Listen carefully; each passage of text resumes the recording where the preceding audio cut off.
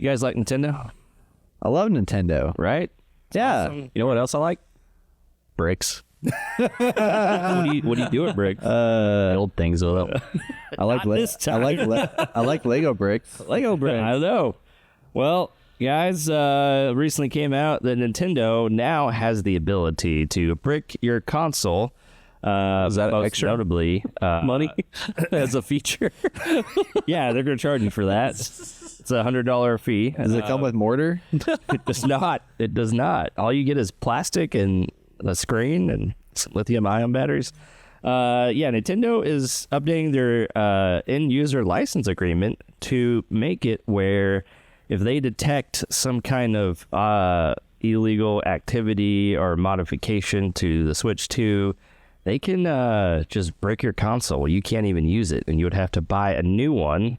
And I don't even know, maybe even create a new account in order to play anything on the Switch or use the Switch 2 at all.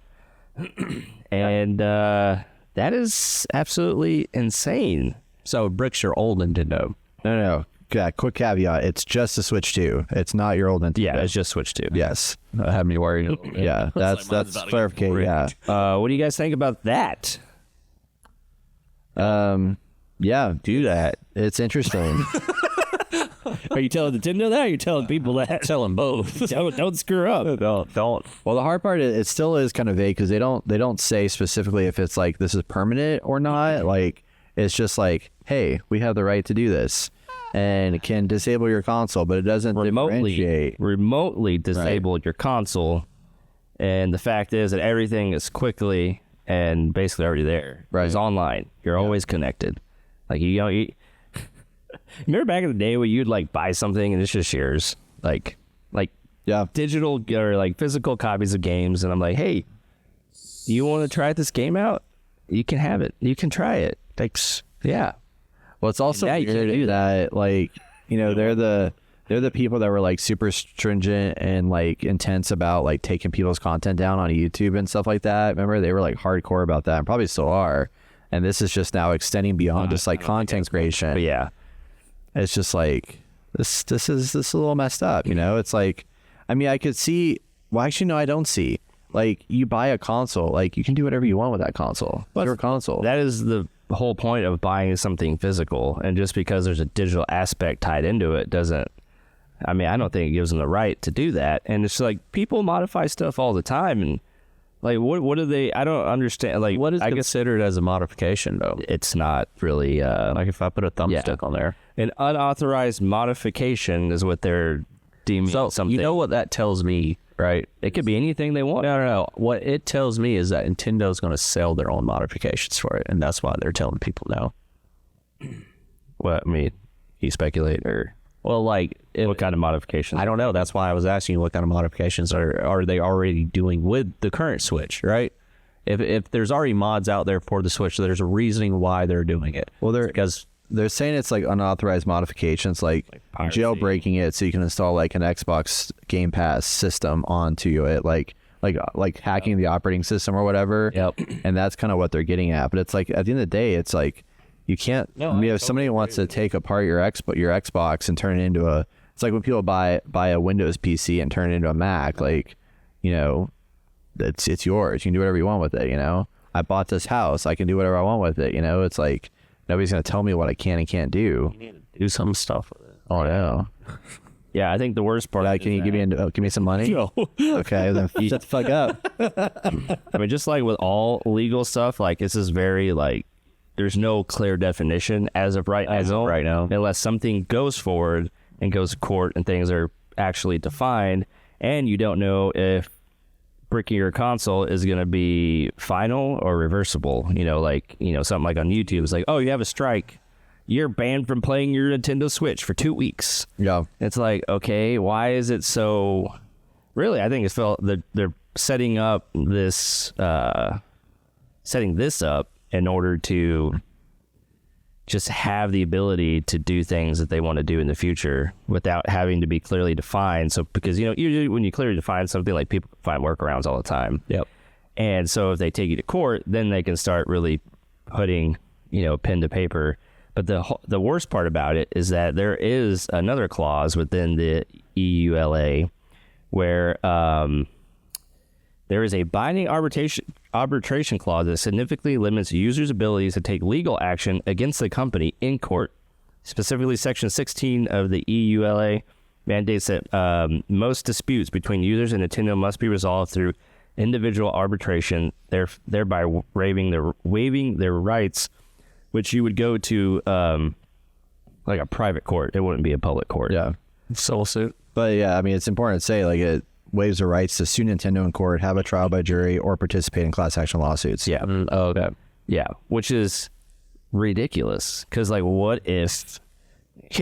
I mean, how much does this thing cost? Like, for a normal person, I mean, this is a lot of money. Then buying all these games is a lot of money. Can you imagine having all that just ripped away from you by accident? By just... I mean, how many times have people on YouTube get their account suspended or taken down or completely just deleted because of stupid things, and there's no way for them to go back and be like, hey, this is, you messed up, take a look into this. That could happen here easily, especially when they're judge, jury, and executioner. Like, this is huge. And I mean, this probably won't affect a lot of people, because I mean, who's actually modding?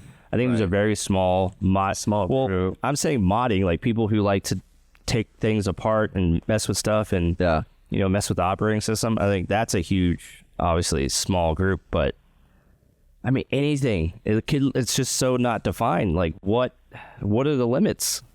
Like, how do you have recourse to be like, hey, can I just get my account back? Can someone look into this?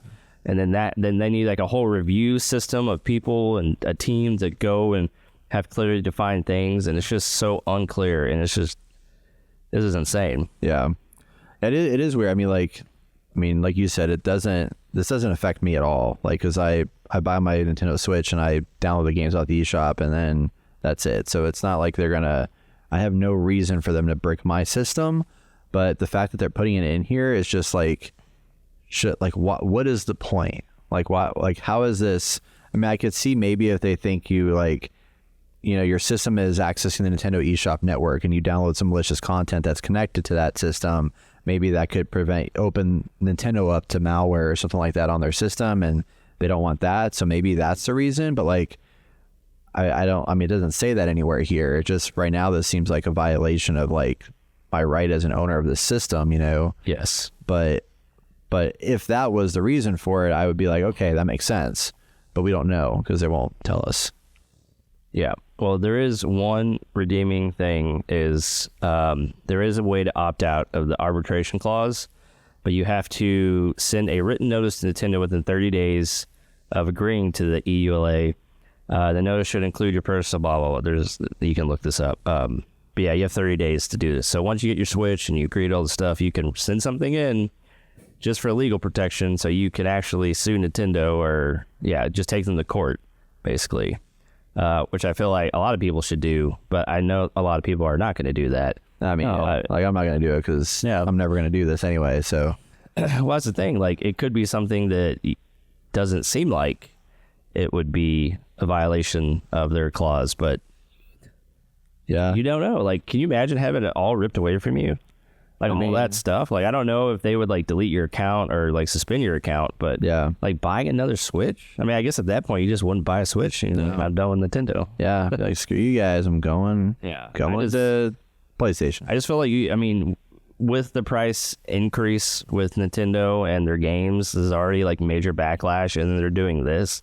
Like, how much farther do you want to go down and not have the goodwill of people? Still think they'll be fine. I mean, they will be fine. It's just, we just keep seeing this a lot, where it's like, what can we do to increase money? What can we do to have like ultimate power over everything that we are making people? And we're losing the time where we bought something and it was ours and we could share it with people or do whatever we want with it, as long as it's not like copyright stuff. Yeah. Where it's like, I'm not going to take a movie, copy it, and then sell it to somebody, right? Like, that was what people used to worry about. A car. Yeah. I remember that. I just think especially since we're getting into a more digital world, like, I don't know if you guys heard, but the World Economic Forum, where a lot of rich people and people of power, like people in the governments across the world will get together. And like the big thing that they were toting out like 2 or 3 years ago was you'll own nothing and you'll be happy.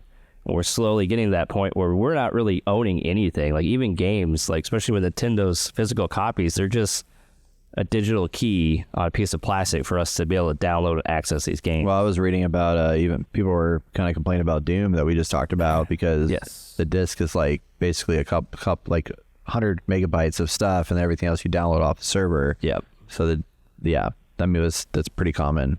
Seems like we're basically there where we don't really own anything, and it's really sad that we have we're just giving people money for literally nothing.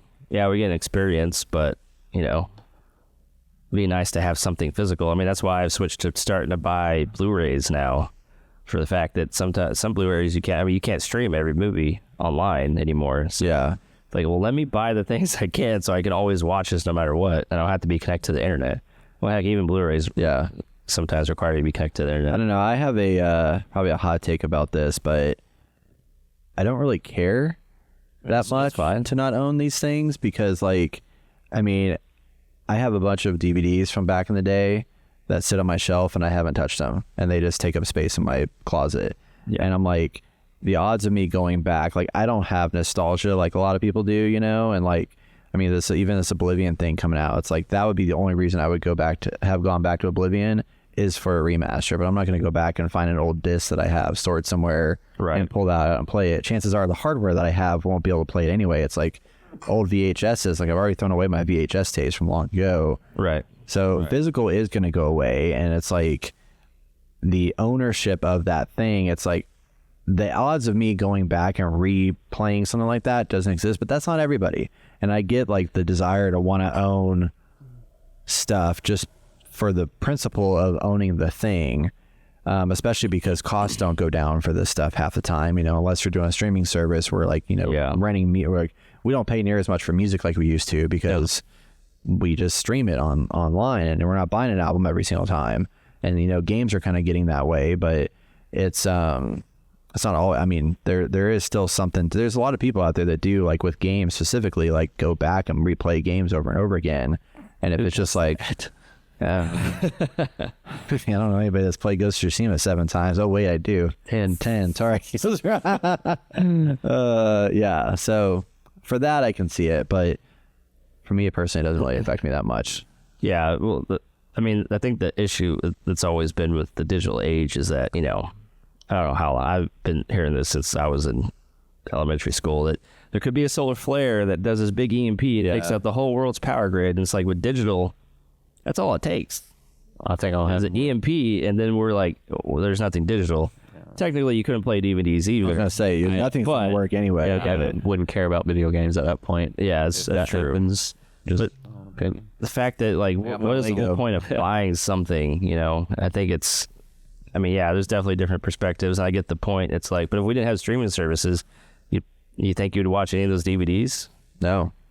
It just wouldn't. You'd probably buy other DVDs and just forget about those. Yeah. Yeah.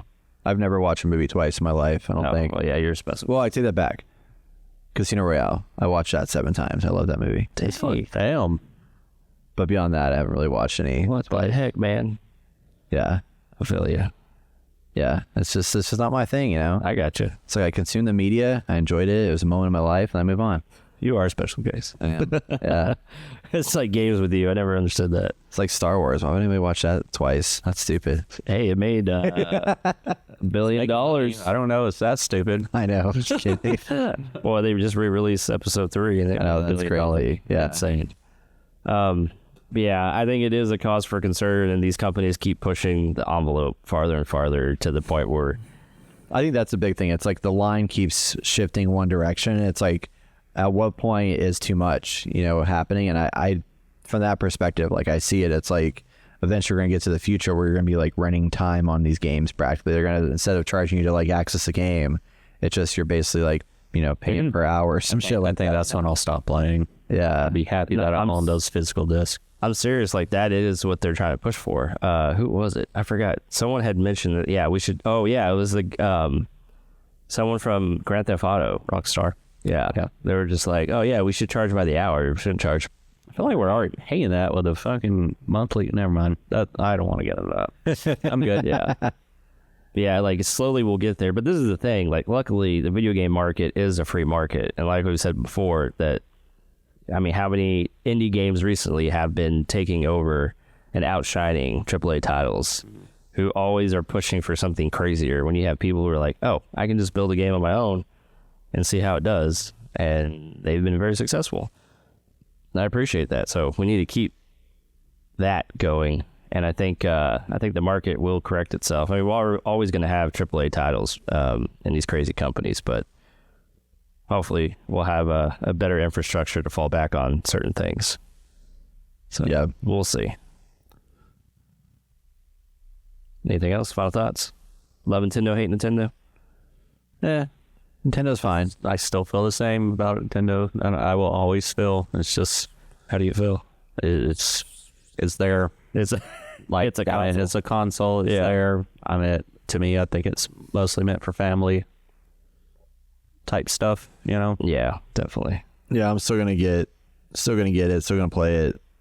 Doesn't really change my perspective, other than, I mean, it does suck, but it's weird, but it doesn't affect me. It's one of those weird things, you know. It's like, what do you say about it?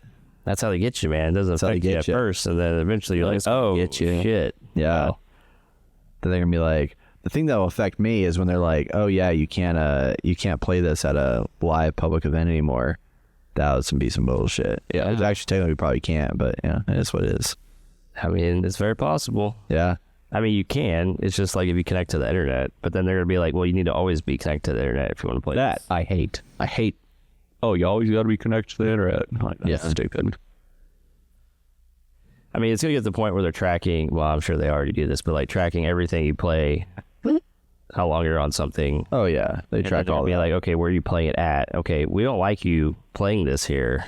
You need to go back to your home in an hour before we shut down your console. So self-destruct sequence. I'm telling you, they're good. I mean, this sounds crazy, but at some point, who knows? Like, it could be some kind of version of that. Like, that would be you can't just stop at like, oh, okay, they're just going to stop here. They're not going to stop here. This is always going to keep pushing forward to some degree to where, yeah. Anyway, we're going back to the days of Blockbuster, except that would be we're great. Paying the full price. We're paying. Yeah. Anyway, that's what I got for you guys. Let us know what you think in the comments below. Do you care? Do you not care? Is this smart digital protection or corporate overreach? Let us know what you think.